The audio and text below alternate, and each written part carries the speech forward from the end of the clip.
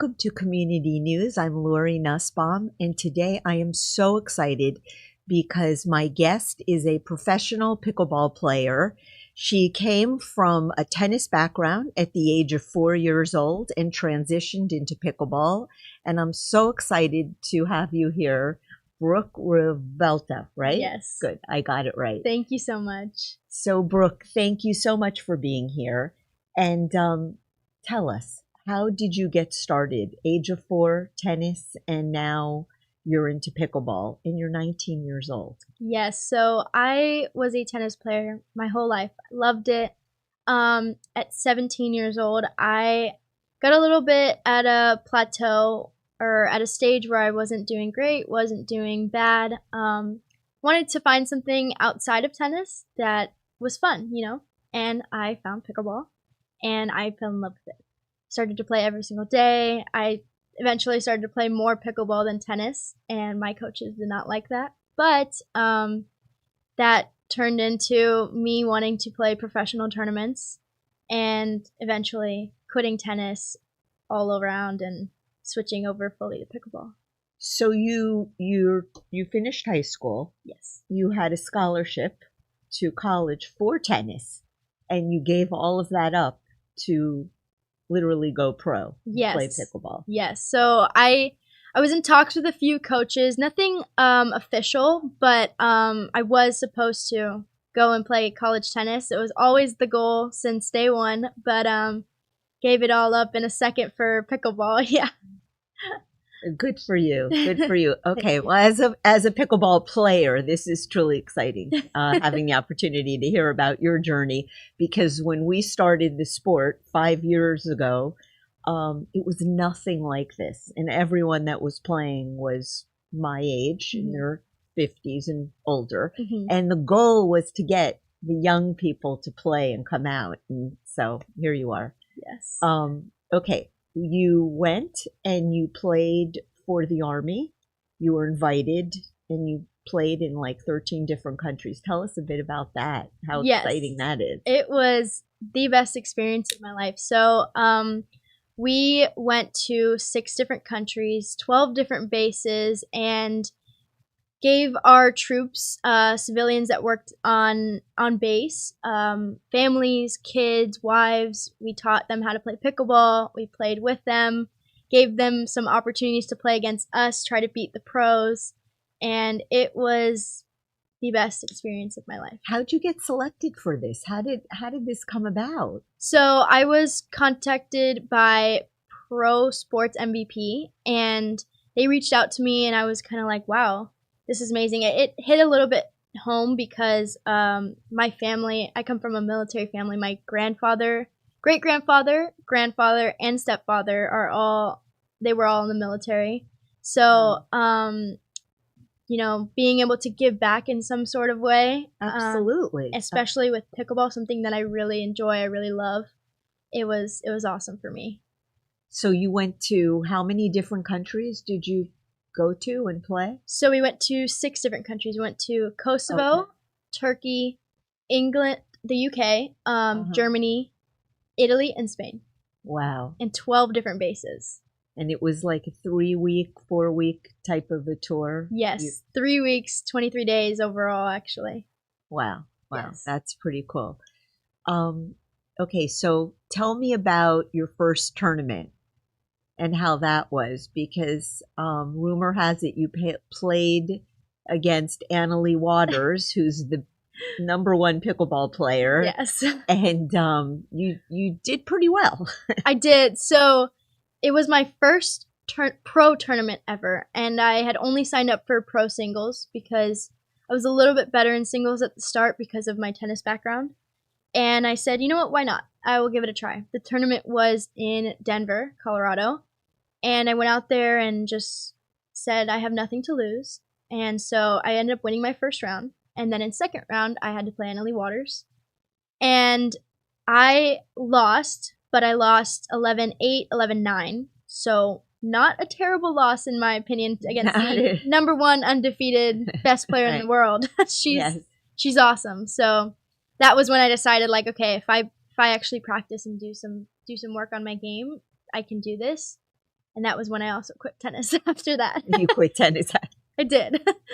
It was hard to do both. Exactly. Yeah. Okay, so you went ahead, you played Annalee Waters. At that point, were you a pro? How did that go? You were So playing. yes, so that was the start. I gained a little bit of points for winning my first round, making it to the second round. So I started then. After that, I waited about a month for my next pro tournament. And then after that, it spiraled a little bit, and I started to do 2 tournaments a month. And so I was traveling all over the place, all over the country, and just playing pickleball everywhere. Do you get paid? Or are you playing in tournaments where you're making money and you're getting paid for these tournaments? So sponsors do help pay. Currently, I only have one sponsor, but Wow. yes, so they do help pay for tournaments and stuff, travel, accommodations. And yes, if you make it to a certain round of the draw, you will get paid too. Good for you. That's great. So now you're giving lessons. What are you doing to Training. train? You're just training. And what is that like? Tell So us about I that. play about 2 to 3 times a day, as well as I work out. I go to the gym. I have a personal trainer. I also have a pickleball coach. So I'm basically all day training. I used to give lessons until I started to travel so much that it was I just couldn't fit it in with between training and then traveling twice a month. It was so hard. I was always having to change around lessons and stuff, so it was hard to balance them. And are you in school? Or you finished high school? Yes. Are you going to college? Or are you going to continue this playing pickleball professionally, or maybe doing both? What's your plans? So I'm going to start college, I think, in the summer or this fall. I definitely do want to go to school still, but pickleball right now is also my number one. You're a Palmetto High School graduate, so you're from the neighborhood. You Yeah. grew up here. I did. Tell us a little bit about what paddle do you play with? Let us know what paddle you play with, what you recommend. So I currently play with the Engage Pursuit Pro 1. I really like that paddle because it's got a really good blend of some pop and really good feel.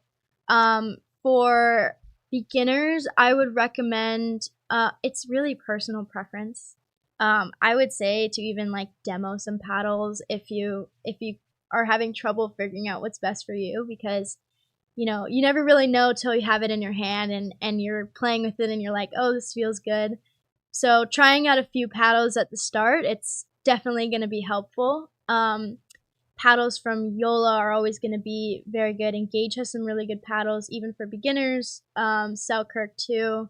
It just depends on what you're looking for. But yeah. Let me ask you this. Do you see yourself as more of a competitor, more of a creator, connector? What comes to building your personal brand in the whole pickleball world that we're in now? So I would see myself as a little bit of both competitor and a connector, because after the 3-week tour I had at the 6 countries and 12 different bases, my eyes were kind of open to a whole new world, and I see pickleball as it's not, my entire life. There's so much more to life out there, in my opinion now. And so I really enjoy connecting with people, but I also enjoy the competitive aspect of the pro pickleball world. But connecting with people, making like long life connections that will last a while, I feel like it's also super important. And on that military tour, I feel like I did that. So, that has to feel good. I mean, you did that yes. military tour. You served our country. You connected with people. And the thing that, as a pickleball player, I played. I like the competitive aspect, Yes. but I think the connection with people and meeting people, and it is just, I mean, I love it. I love Yes. that. I totally agree. I think a mix of both, loving competitive, but also connecting with others it's the best. So here in South Florida, what are your plans? Where do you play? What's coming up? I know. So You a lot of questions no, all at once. don't worry. I play a lot here in South Florida, also in Kendall. So my coach is Mario.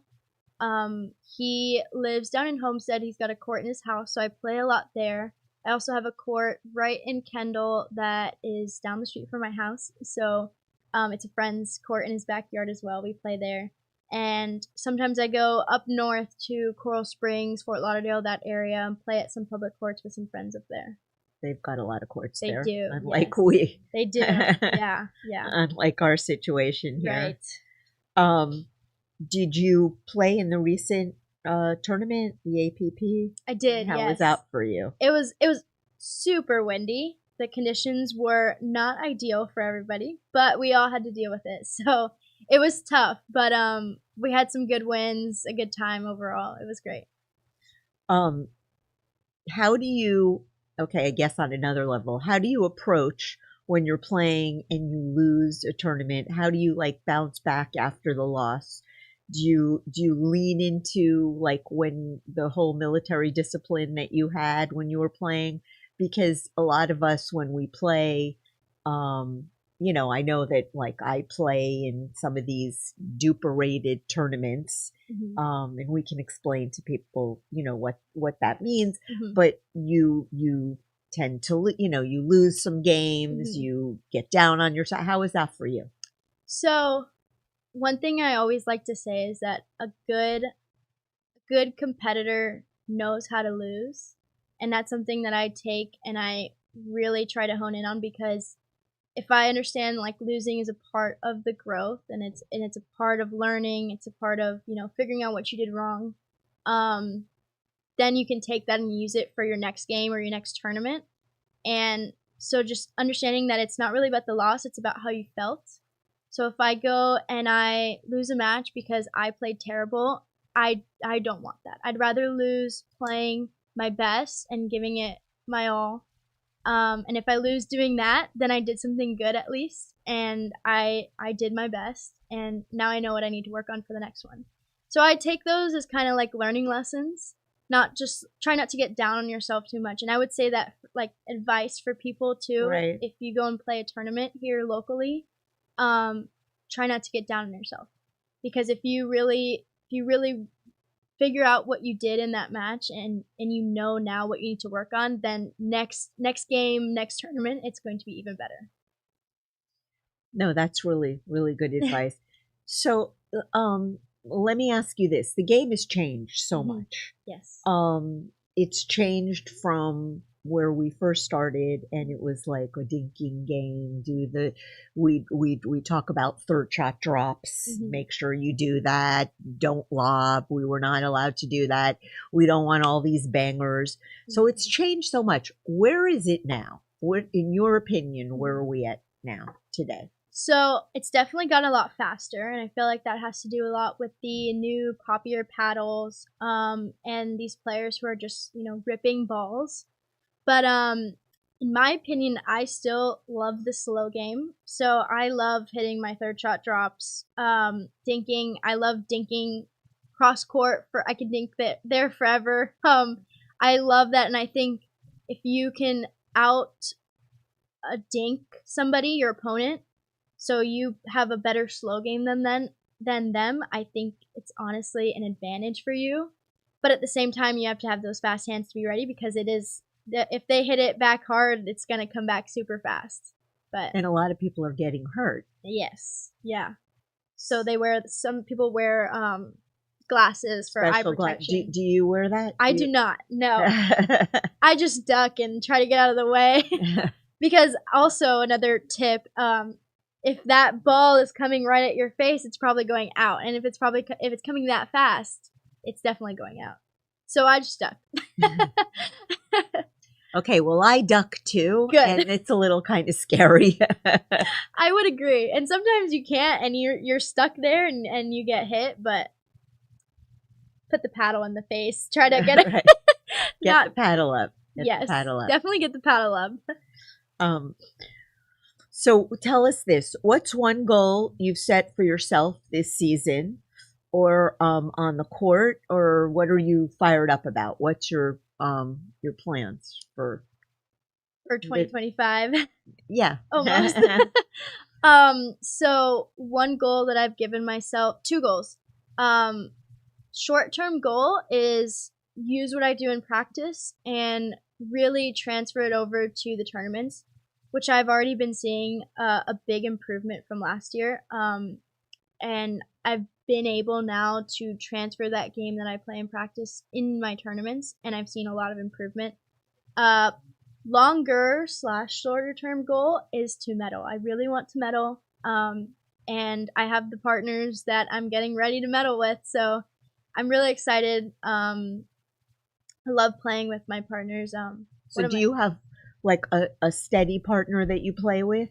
Yes. So that you kind of know how each other play. Right. That kind of thing. My women's partner, we play together all the time. She lives right here in Kendall as well. So we get a lot of practice together, and we play almost every tournament together. So we gel really well together. Mixed is a little bit different. I have some partners that I go on and off with. So it's like 2 or 3 tournaments I have the same partner. Mixed is definitely a different game, but it's still, solid partner. You gel with them really well, and it's awesome. And you play singles. I do. Yes. And how is that? How does that go? It's like tennis, singles, and tennis. Yeah. Well, opposite of tennis, but the same mindset. So the strategy in pickleball singles is definitely a lot different than tennis. For girls at least. So in girls tennis, they hit flatter, they like to stay at the baseline, don't really want to come in. But in pickleball, your goal really is to come in, and if you are one of those girls that comes in, you are most likely to win the point. And the strategy is opposite basically, but then the mindset is so similar. Right. And the mindset is tough. And, in doubles, you have a partner there to kind of lift you up. You guys have a lot of fun. Energy's good. But in singles, you have to do that for yourself. So right. You're all on your own back. You're all on your own back there. Got it. Brooke, we have a few minutes left, and I want to make sure that you are able to tell our audience anything that you can share with us, any recommendations if you're interested in pickleball sport, if you were a tennis player and now you want to transition to pickleball. Yes. Anything you want to share? Definitely one for tennis players who are transitioning over to pickleball. I would say do not hit the ball as hard as you can. I know it's tough because you are used to a big court, but with smaller court means slower, softer shots. For anybody who hasn't ever played, I always tell people to just go out there. Go to a public park, just hop on a court because everyone is super welcoming. The pickleball community itself, and especially here in South Florida, it is amazing. And you go to a public park and just show up and you're like, I've never played before. People will help you with the rules. They will teach you everything. They will help you. And it's very inviting, and that's one thing I love about pickleball. So if you've never played, just get out there. Just start. And there's a lot of parks you can go play at. Exactly. It's a great sport if you want to just have a social life, go and play, meet people. Mm-hmm. And it's so nice to for me to see what the younger community is just, it's a new game, a new sport. Yes. What's on your agenda? When's your next tournament? So my next tournament is at the end of this month. It's at the US Open in Naples. Okay. It's one of the bigger tournaments. It's gonna be a good one. I'm excited. That's great. Yeah, we'll have to come out and see you play there. Yes. Well, thank you so much for being here today. Hope to have you back again. Yes, because thank it's you. really a thrill as a pickleball player.